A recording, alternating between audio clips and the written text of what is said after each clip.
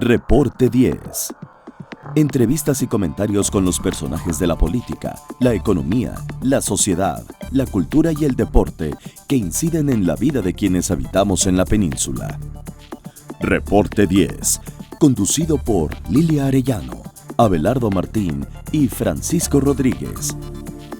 Periodistas con 4 décadas de experiencia en prensa, radio y televisión nacionales. Reporte 10. Comenzamos. Hola, ¿qué tal? Bienvenidos a otro Reporte 10. Estamos en MXN Televisión, la televisión de usted y para usted. Esta noche con Claudia Rodríguez. Claudia, buenas noches. Muy buenas noches, Francisco. Con Abelardo Martín. Abelardo. Buenas noches. ¿Qué tal? Buenas noches. Con el gusto de estar siempre. Igual.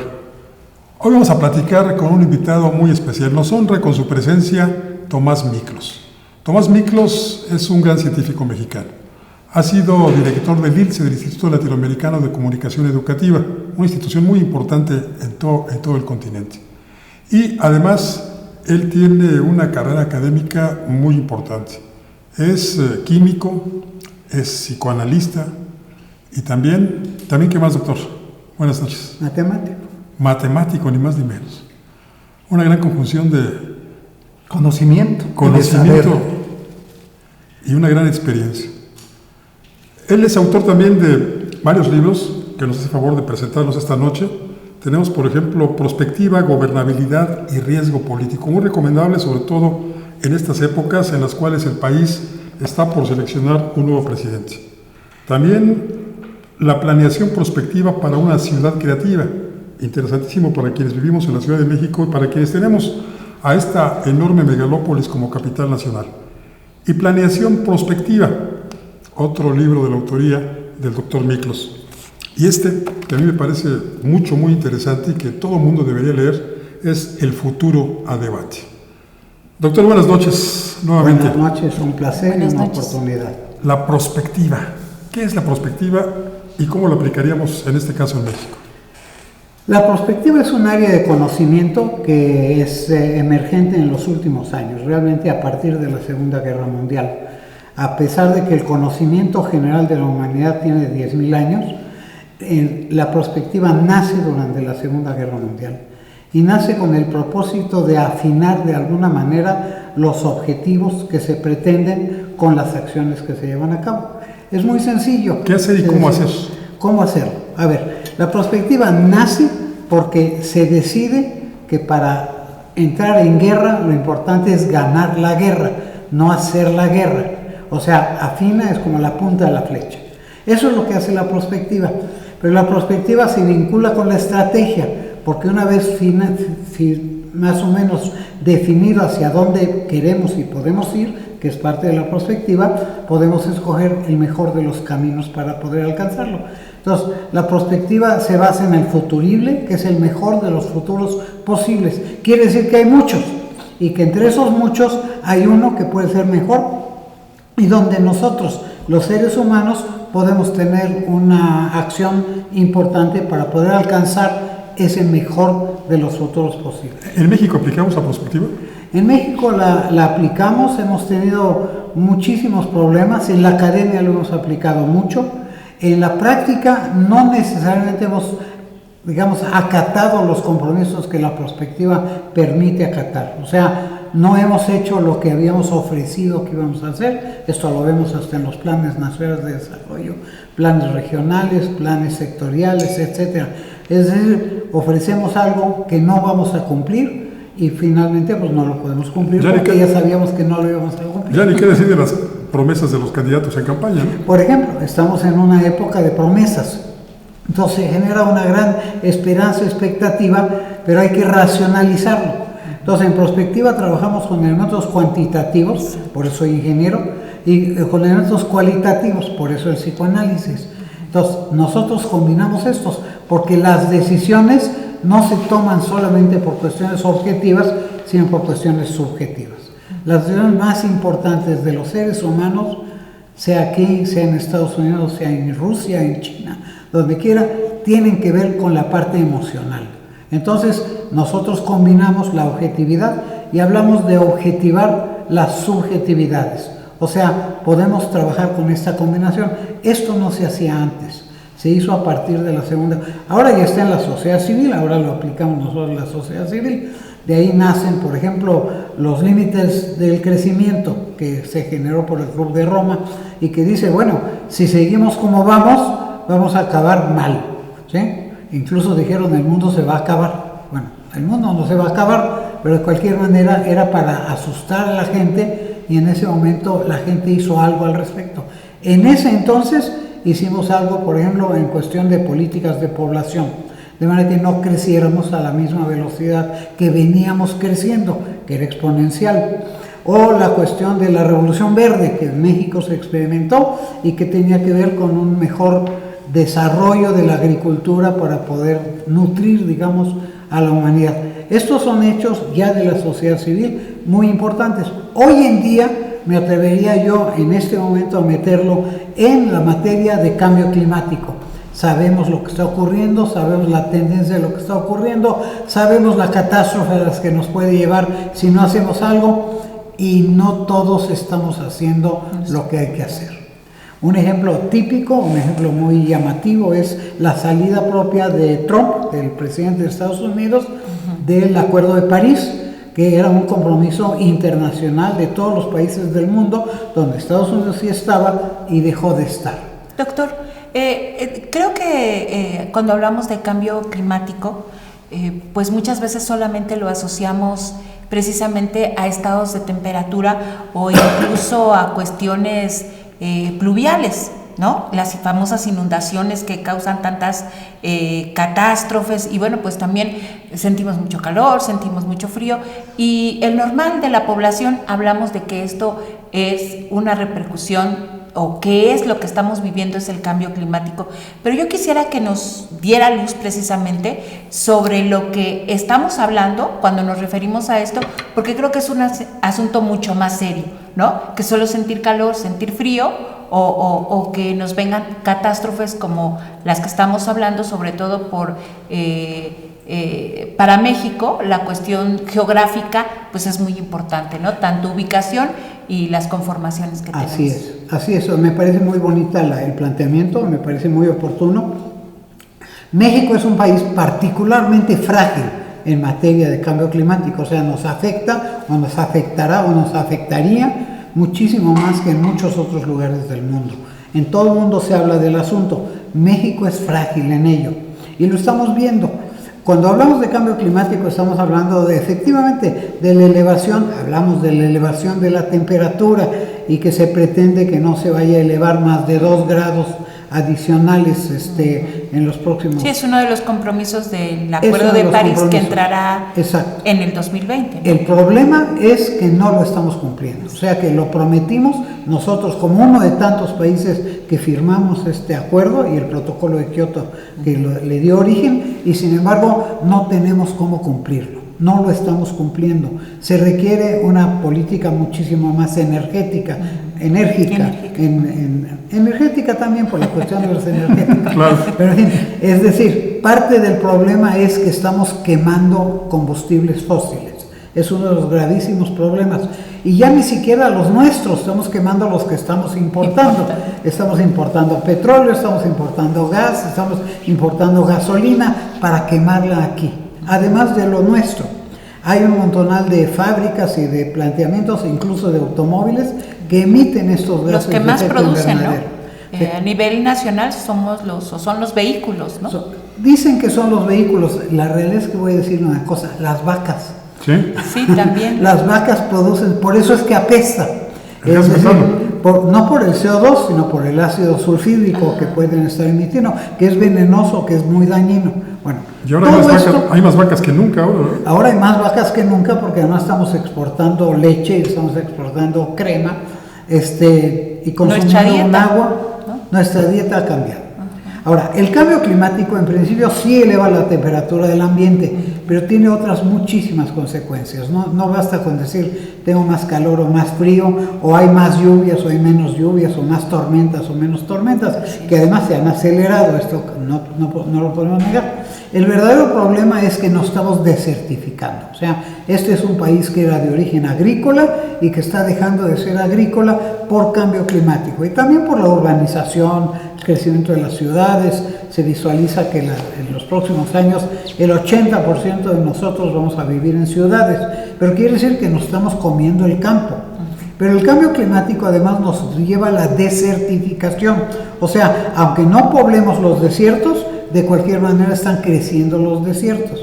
Tenemos que hacer algo al respecto. No lo estamos haciendo. Se habla mucho del asunto, pero no lo estamos haciendo.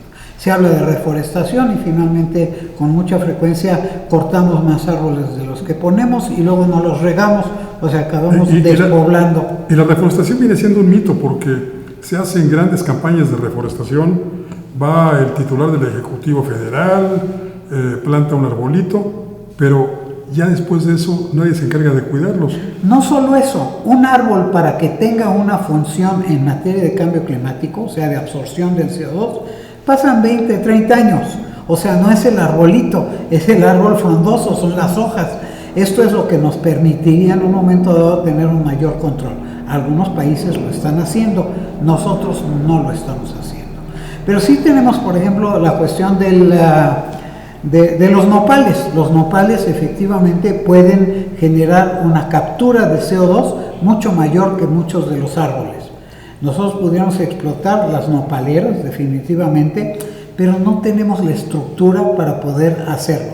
Hay países que lo están haciendo, Brasil, por ejemplo. ¿En los desiertos, doctor? No en los desiertos. Por ejemplo, aquí en Milpalta, sí, aquí cerca de la Ciudad de México, en Milpalta tenemos una gran cantidad de nopaleras, pero cada quien tiene lo suyo, no hay una organización que permita obtener bonos de carbono gracias a ello. En cambio, hay ciertos lugares, como es el caso de Brasil que yo citaba, donde sí se está, digamos, a hacer una reserva natural, se está plantando nopales y se están obteniendo bonos de carbono. Esto no lo estamos haciendo, o no con la velocidad que debiéramos hacerlo. Doctor, perdón, porque me salta. Las azoteas, cuando se habla de las ciudades verdes y que podría ser sustentable en las azoteas, ¿las nopaleras resistirían este espacio? Sí, claro, los nopales y como todas estas plantas desérticas prácticamente son plantas que capturan y que no requieren mucha agua. O sea, en el futuro se habla incluso de la población de vegetales en materia urbana. O sea, no solo las azoteas, sino las terrazas y planteamientos para las paredes. Pero bueno, lo primero que tenemos que cuidar es el campo. Incluso cuidar la biodiversidad, cuidar esta variedad que nosotros, incluso somos originarios de una gran cantidad de plantas que se están prácticamente muriendo paulatinamente. Lamentablemente. Voy más allá. Si nos permite, doctor, tenemos que hacer una pausa. Abelardo le quiere hacer una pregunta, pero él va a reiniciar con esa pregunta. Después de la pausa. Después de la pausa. Enseguida volvemos. En un momento regresamos a Reporte 10.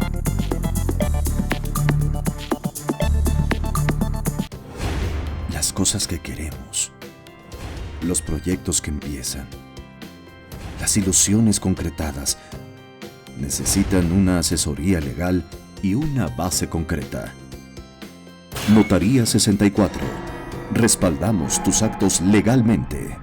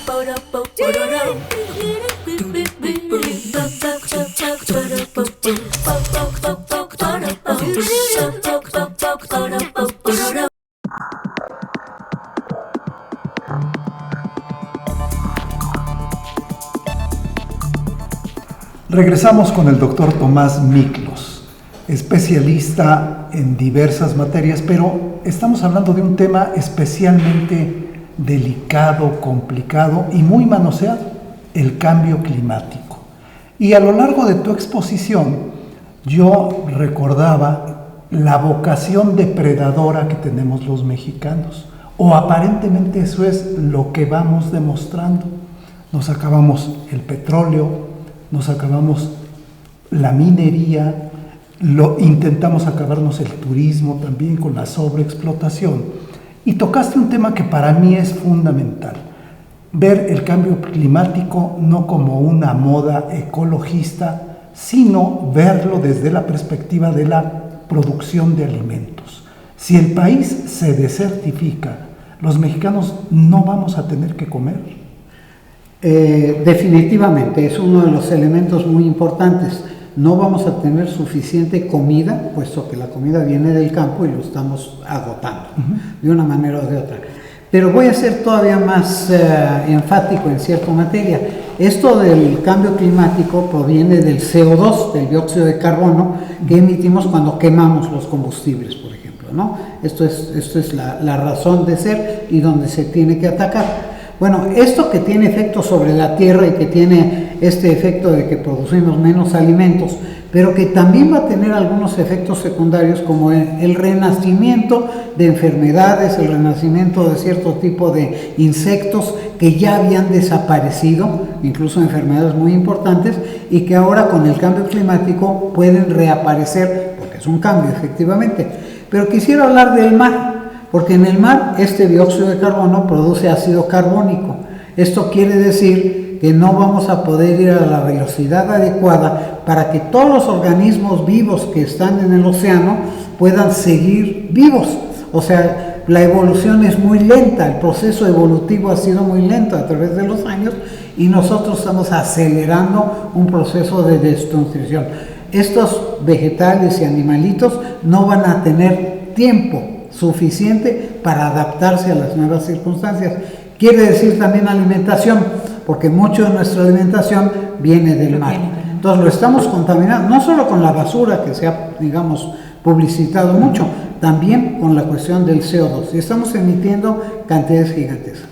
México en su intencionalidad, porque México diplomáticamente ha sido muy importante, sí ha firmado, digamos, este Acuerdo de París, el Protocolo de Kioto, está entusiasmado. Estados Unidos se acaba de salir, o sea, es gravísimo lo que quiere decir.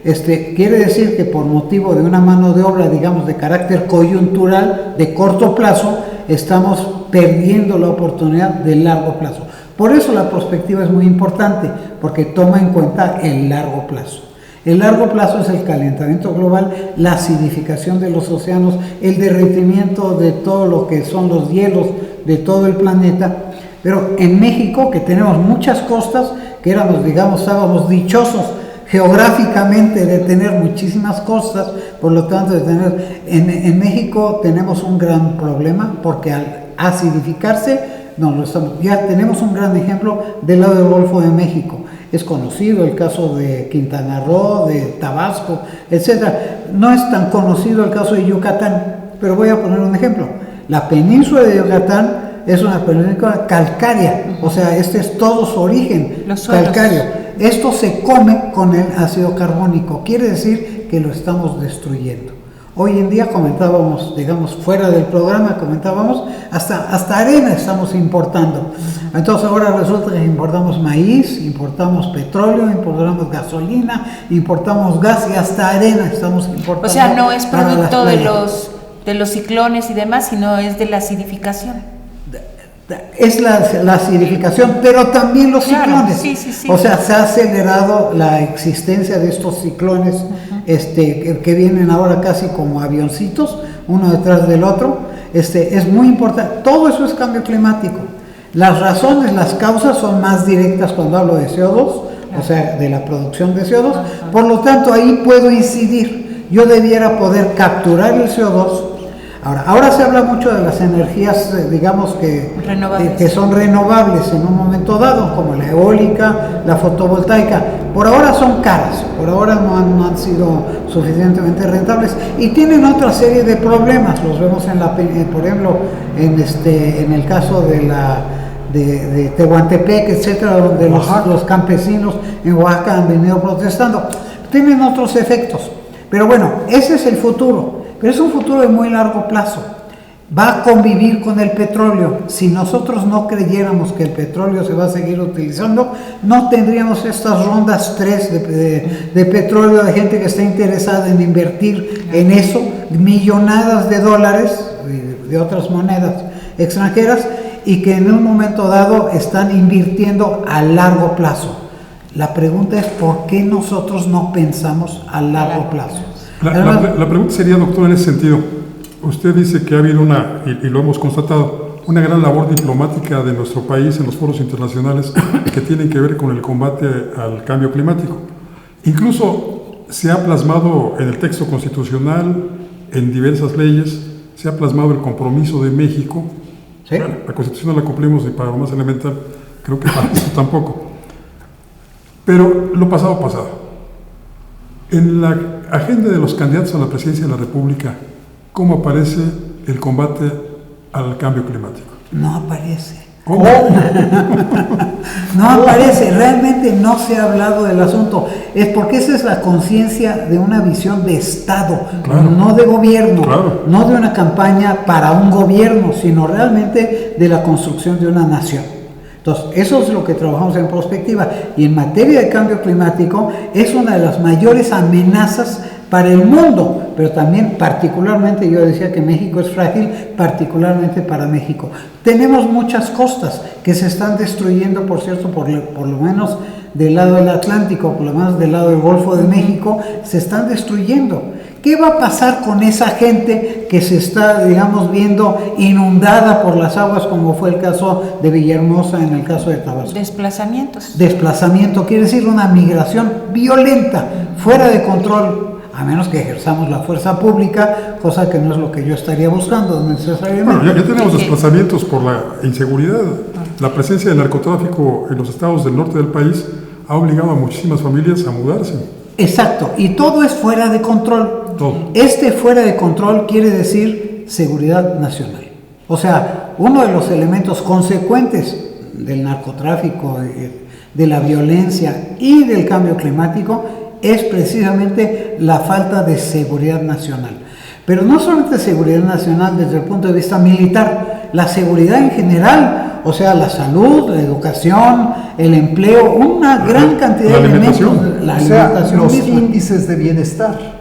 Los índices de bienestar, lo que se llamaba mínimos de bienestar, sí, en una época, estos son. Y ahí está una ley de seguridad interior que precisamente es para el control de la sociedad y, como usted dice, no solamente en cuestiones de violencia o de inseguridad. Una protesta por falta de alimentos, por falta de la simple vivienda, el propio techo, pues puede provocar la presencia del ejército para este control. Si no tenemos otra manera de hacerlo, pero hay otras maneras de hacerlo. Claro. O sea, lo que yo quisiera insistir es que hay estrategias que pudieran ser sustitutas o complementarias, por lo menos, para no tener que llegar a la violencia, incluso por parte del Estado. Pero esa estrategia, perdón Francisco, esa estrategia, por supuesto que se le tendría que invertir recurso económico, recursos humanos y materiales.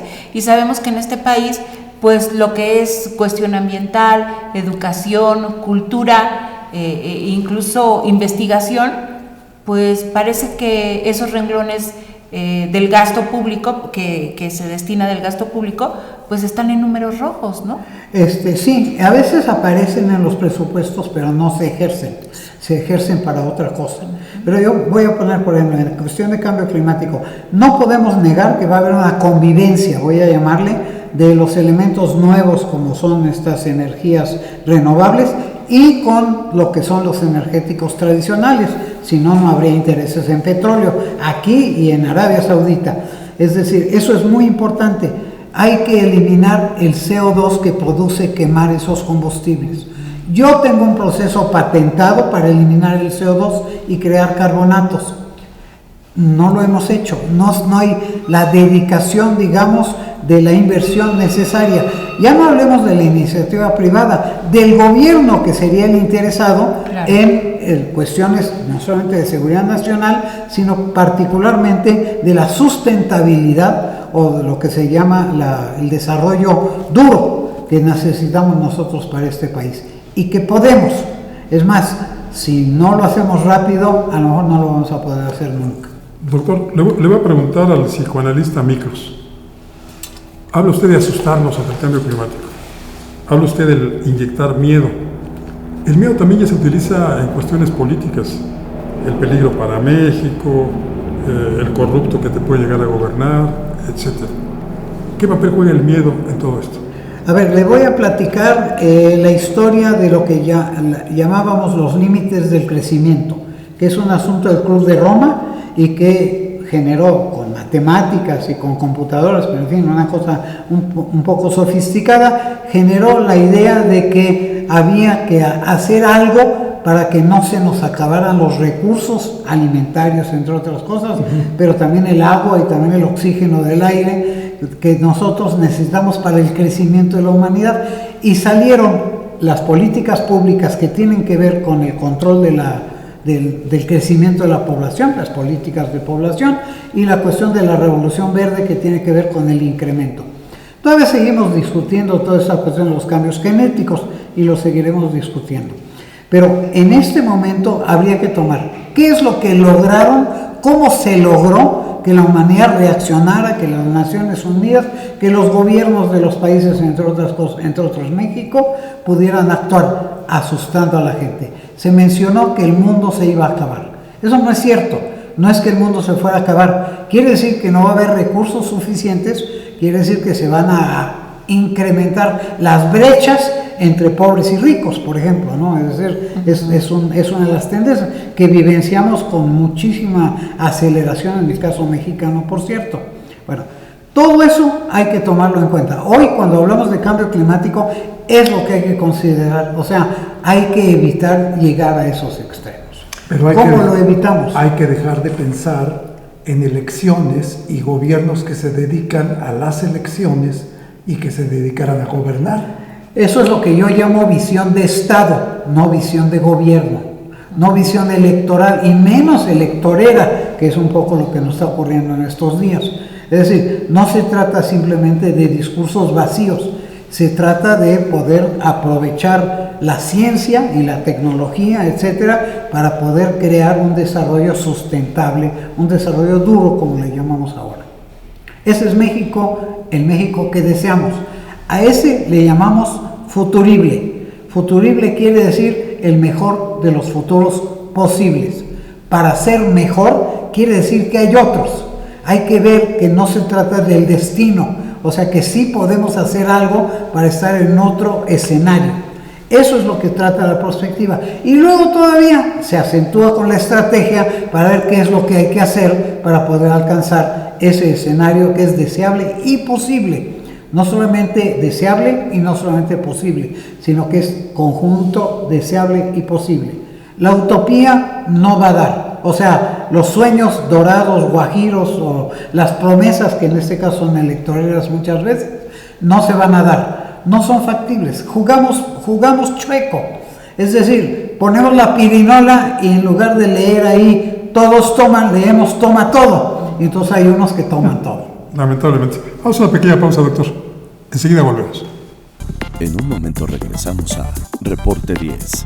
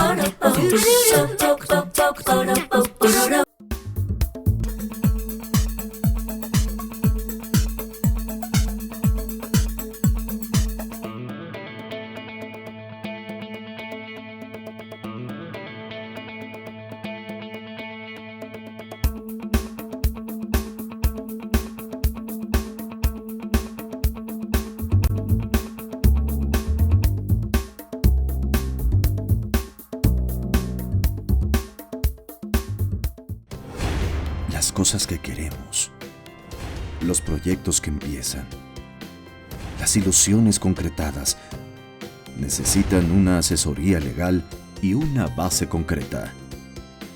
Notaría 64. Respaldamos tus actos legalmente.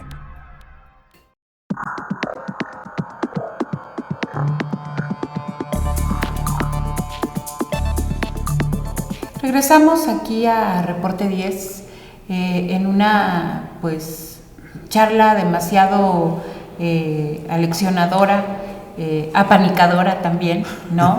Cada vez que hablamos del cambio climático, creo que quienes vamos tomando más conciencia sabemos que es un asunto en donde de manera individual, pero también con una política marcada por nuestros gobiernos, por nuestras administraciones, se tienen que tomar medidas. Yo decía en otro espacio en el que charlábamos con usted, doctor Miklos, que eran para ayer, ¿no? Que estas políticas se tenían que reflejar pues también en lo que es, de alguna manera, las normas del Estado. ¿Cómo es que el Estado lo ha plasmado, lo ha recuperado? Sí lo ha recuperado, es la pregunta. ¿Y qué vemos hacia adelante?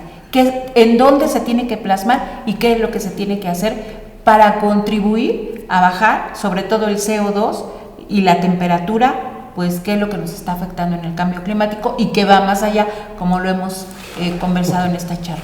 Eso va mucho más allá que el cambio climático.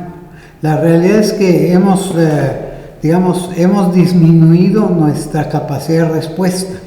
Nuestra respuesta debiera ser proactiva y no reactiva.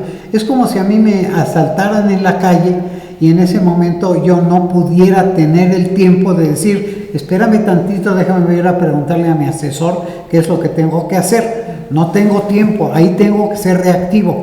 Pero un país no puede ser permanentemente reactivo y ser sorprendido por acontecimientos que pudieran ser previsibles. Apocalípticos, lo acabamos de vivir con el propio gobierno de los Estados Unidos, ¿no? Nos agarró de sorpresa y no sabíamos ni qué hacer.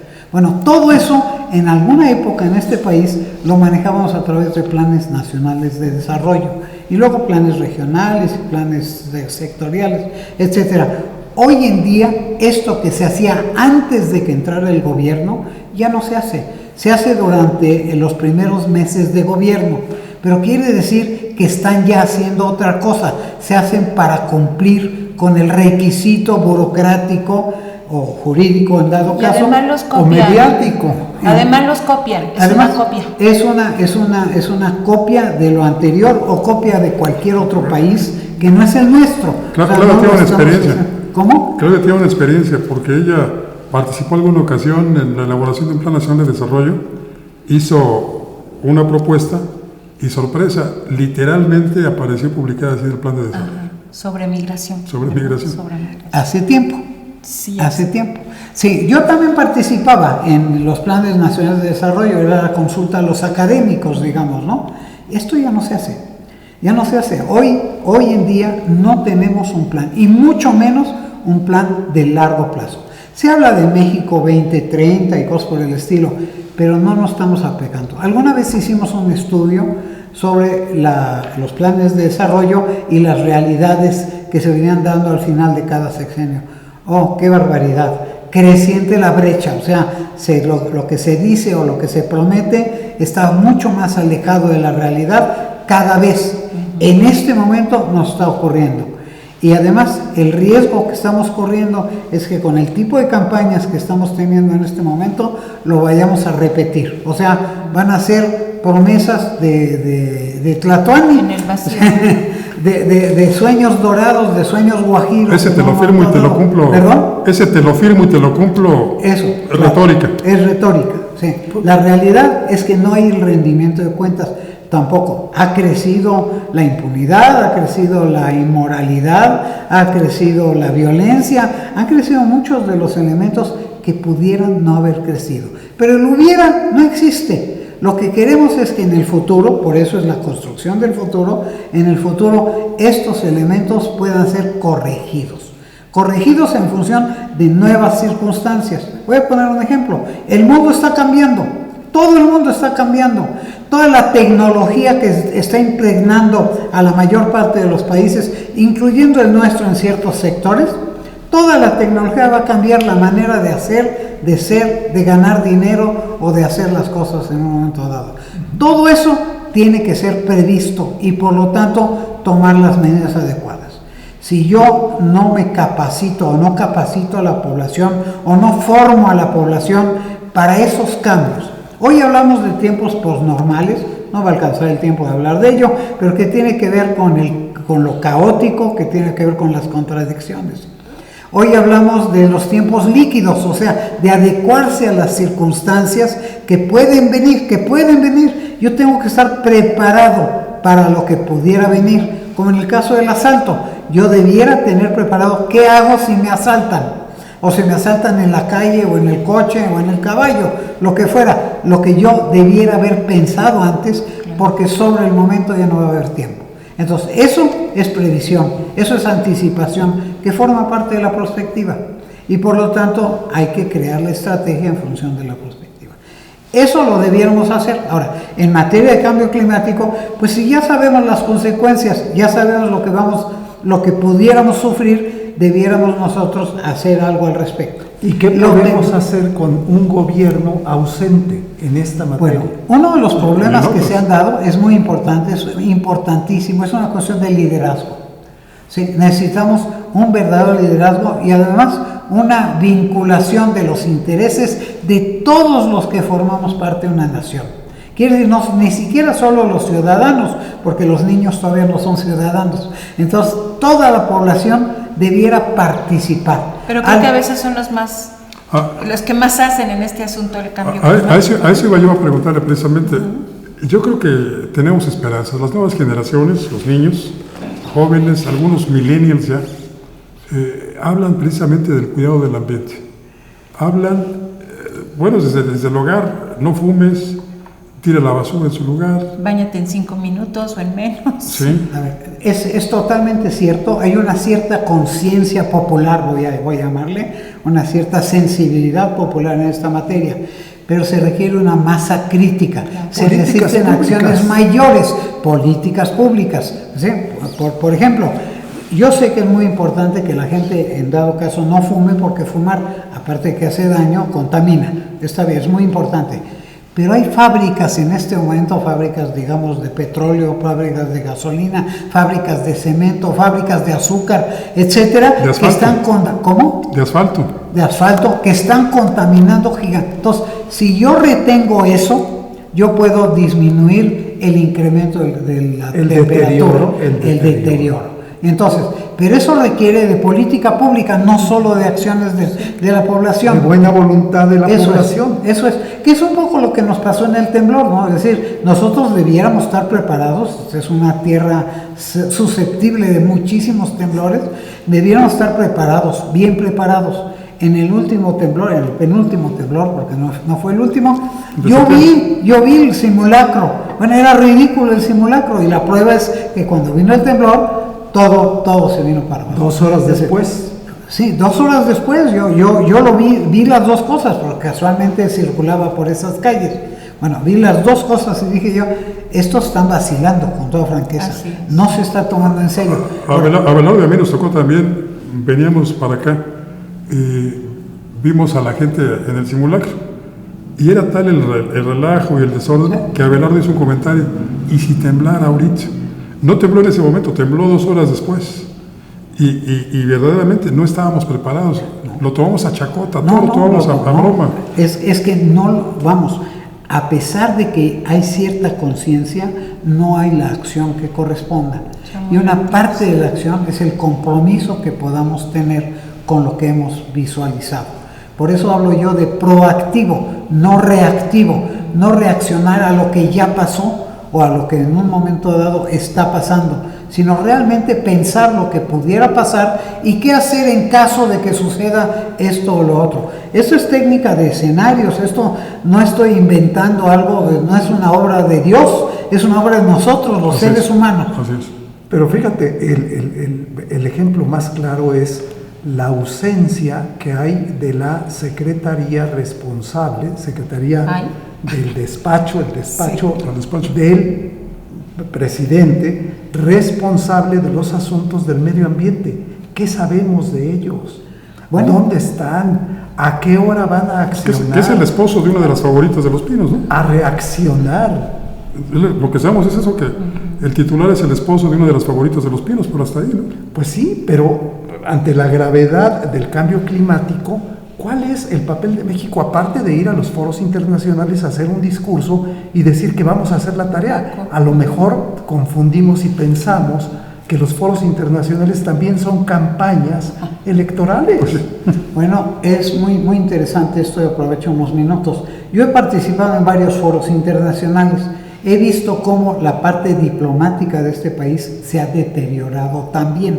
O sea, nosotros éramos los capitanes de Latinoamérica, ya no lo somos. En este momento en los foros internacionales hay otros que predominan. Bueno, nosotros debiéramos tener eso, pero además debiéramos comenzar por cumplir aquello que nosotros estamos diciendo. Es más, los compromisos internacionales, incluyendo el cambio climático, son de ley, tienen que ser obedecidos, acatados.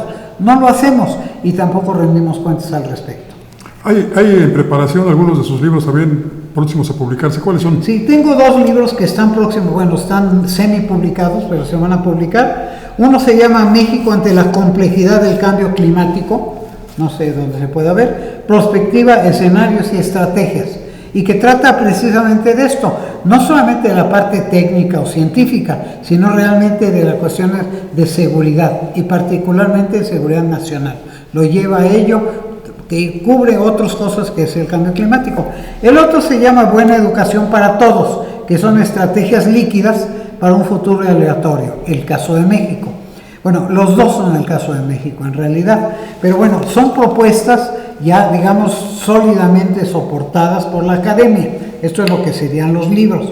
Pero hay muchísimas publicaciones, hay muchos autores que han venido escribiendo el asunto, pero que no nos quedemos en los autores, que nos llevemos a los hechos, al compromiso. Esto quiere decir participar, comprometerse. Y si la pirinola dice, todos toman, todos tomemos. Y hay un asunto que quizá podría teñir y que hemos venido platicando con un compañero que está aquí, Rafael, y que tiene que ver con la discriminación positiva. Démosle más al que menos tiene y no más al que más tiene. Pues nos ha dejado, como decimos popularmente, picados. Y con tarea. Y le vamos a hacer una invitación para que, en cuanto sus libros estén ya en circulación, que se puedan ser adquiridos en las librerías, venga y nos platique más de ellos. Estos son los nuevos, los viejos ya están en librería. Eso ya está en librería. Estos son los nuevos que estarían por aparecer. Déjenme que comente que Tomás es un hombre que a sus 80 años, y que los cumple este año, y que además pues será objeto de homenajes y todo esto, no solamente por cumplir 80 años, sino por tener la actividad que tiene, intelectualmente hablando, a los 80 años. Y de lo cual nos ha dado una muestra aquí hoy, verdaderamente leccionadora, repito. Muchísimas gracias. Ni siquiera me acordaba que iba a cumplir 80 años, pero muchas gracias. Felicidades. Gracias, Claudia Rodríguez. Muchas gracias, Francisco, y bueno, pues mi deseo es que estas propuestas de prospectiva pues ahonden, peguen, tengan eco en lo que es la gobernabilidad de Estado pues prolongada, ¿no? Porque si es cada sexenio, pues entonces de nada sirve, ¿no? Voy a atreverme a robarme un minuto. Por favor. Yo quisiera fomentar la idea de que este país tenga planeación. Hasta este momento, estructuralmente hemos llegado a programación y presupuesto, quiere decir, el manejo del dinero. Pero la vida no es solo dinero. La realidad es que la planeación integral, holística, es lo que estamos necesitando. Incluso me atrevería a proponer una Secretaría de Planeación de todo poder para poder hacer las cosas con todos los elementos que tiene el organismo. Buena propuesta. Abelardo Martín, gracias, buenas noches. Muchísimas gracias, buenas noches. Y gracias a usted que nos acompañó. Lo invito para que la próxima semana también esté con nosotros en otro Reporte 10. Mientras tanto, le deseo como siempre buenas gracias y muchas noches. Ahora tiene usted a la mano más herramientas informativas para que emita su propia opinión. Comuníquese con nosotros, aporte sus comentarios y sugerencias a los correos y redes sociales que aparecen en su pantalla. Mientras, le invitamos a sintonizar Reporte 10 la próxima semana, a la misma hora, por esta señal que siempre va contigo.